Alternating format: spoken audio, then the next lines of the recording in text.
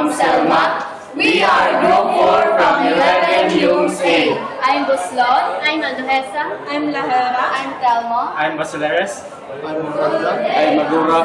And here is our presentation.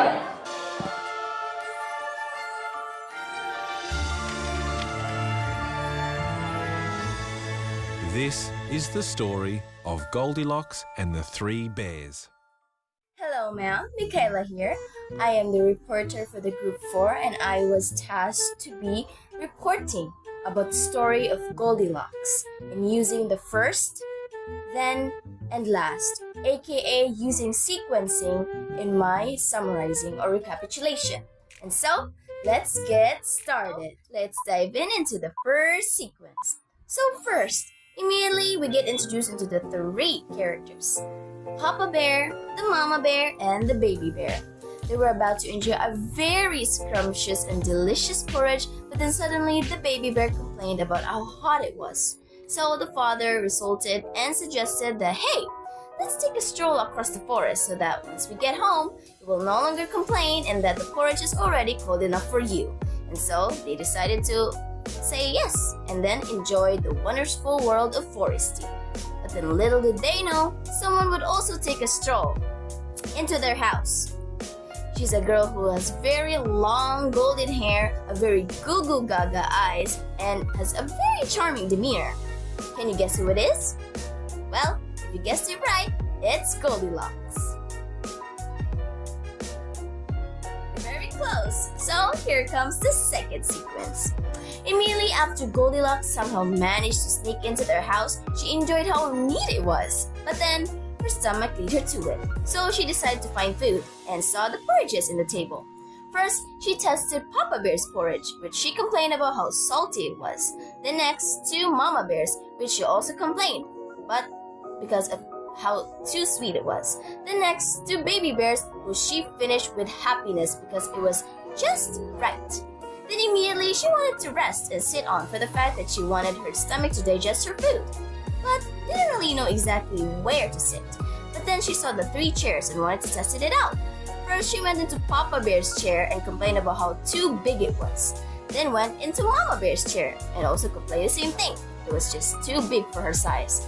And then next, to Baby Bear's, where she gets satisfied but broke it. But anywho, she disregarded it and went into the bedroom to finally take a nap or just sleep. So she went into the bedrooms. First, she tested yet again Papa Bear's bed and complained about how tough it was, or even rough, for her back. And then next, to Mama Bear's bedroom, which she complained about how soft it was. Soft like a pillow, like that. And then lastly, finally slumbered and got to sleep when she came into the Baby Bear's section. Because it was just right. Always right. This porridge is just right. This chair is just right. This bed is just right. Will it always stay that way in the final? Well, we're about to find out.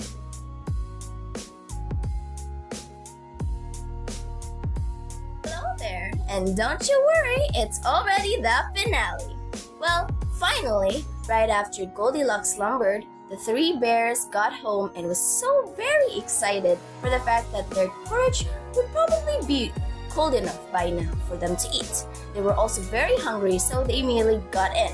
But then was met with disappointment and surprise when they saw how empty their porridges were. Some complained that, hey, my porridge got eaten. Or even someone said, hey, my porridge literally completely got eaten. And some also complained that, hey, my chair is occupied. And of course, Baby Bear also got the worst case scenario. Hey, my chair literally broke itself. And then they really tried their best to find who the culprit was and finally got the answer when they got into the bedroom and saw how Goldilocks was just there tucked in and was probably dreaming. They immediately confronted her, and due to Goldilocks being so surprised, she tried her best to snuck up and successfully got snuck up into the window and ran away.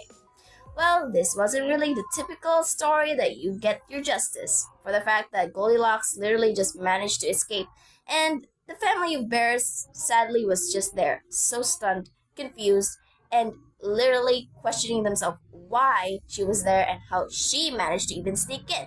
From that day on, she never ever went back into the forest, and the 3 bears never ever saw Goldilocks again. The end.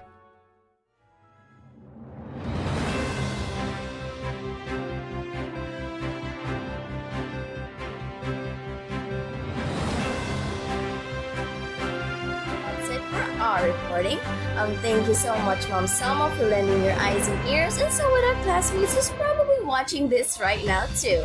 Well, that's all for Group 4, and I'm very much thankful to be your reporter, your one and only, and the one and truly, Michaela Naomi Alboslon signing off, and I'll see you when I see you next time. Mabuhay and have a good day!